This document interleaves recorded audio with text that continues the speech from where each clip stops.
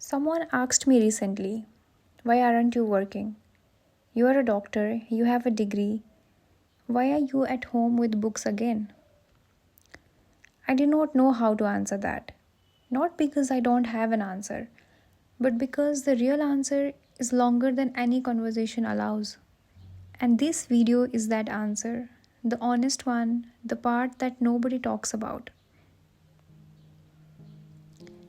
I spent a year in a hospital, and hospitals are never quiet. There is always someone, a patient, a colleague, someone needing something, someone asking something. Even on the hardest shift, even on the days that broke you a little, you were never really alone. And then I sat down at this desk, and the silence was so loud. I don't think I was prepared for that. How different quiet feels when you have been surrounded by noise. In the hospital, the noise was exhausting, and at this desk, the quiet is something else entirely. It's just you, your thoughts, this book, the timer, and hours that pass without anyone noticing that you are there. That took some adjusting, more than I expected. And then there's this other thing, the one that hits when you are not expecting it.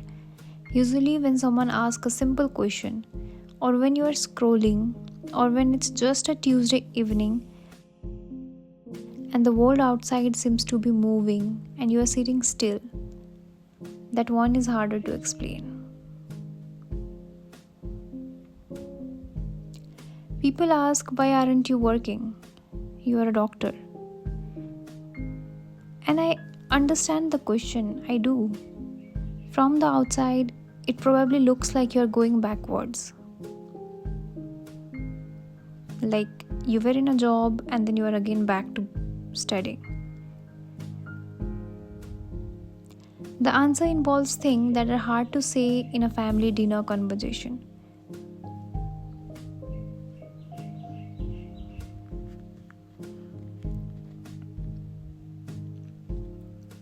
So you just say, "I'm preparing for something," and you change the subject and you go back to the desk and you sit with it. And then there's the scrolling, friends out somewhere, colleagues posting from the ward, life goes on, and you are here. I chose this, I want to be clear about that. I chose to come back, but choosing something does not make every moment of it easy. You can choose something wholeheartedly and still have evenings where it feels heavy. And no, that's not weakness, that's just honest. You keep on telling yourself that this is temporary, just a few more months, just one more exam, and just one more sacrifice. But here's the thing I have been sitting with, the thing that actually helps. Not a tip, not a system, just something that's been true. And I want to say it because I think someone watching this needs to hear it. Well, nobody is coming to make this easier. I mean that gently, not harshly. Just very, very honestly. The relatives will keep on asking, the world will keep on moving, the desk will keep being quiet. And somewhere in accepting that, in stopping waiting for the circumstance to become more comfortable, something will shift. You stop preparing to study, you just study. The loneliness does not disappear, but it changes. It becomes less like something happening to you and more like something you are moving through. And there's a difference between isolation and solitude. Isolation is the loneliness that shrinks you. And solitude is simply the quiet that if you let it, it will make space for something. For clarity, for the kind of thinking that does not happen in busy wards or noisy rooms. And somewhere in between all of this, I started noticing smaller things.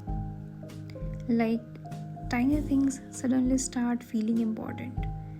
like a cup of tea, a good mock score, a message from someone, or simply a small break. And then again, I come back to this book that I mentioned in my last video, The Monk Who Sold His Ferrari. It's also about a lawyer who quit everything to find himself.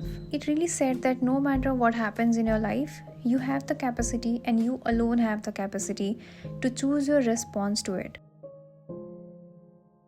And that's the greatest of all the natural laws, and that's how you move to higher dimensions. So basically, it's you alone and not your circumstances, not the relatives' questions, not the. So the desk did not change, the questions did not stop, but my response to them, that was always mine, and it still is. So if you are in this, if you are at a desk somewhere with questions that can't fully answer, this next part is for you. It's okay that it's lonely sometimes.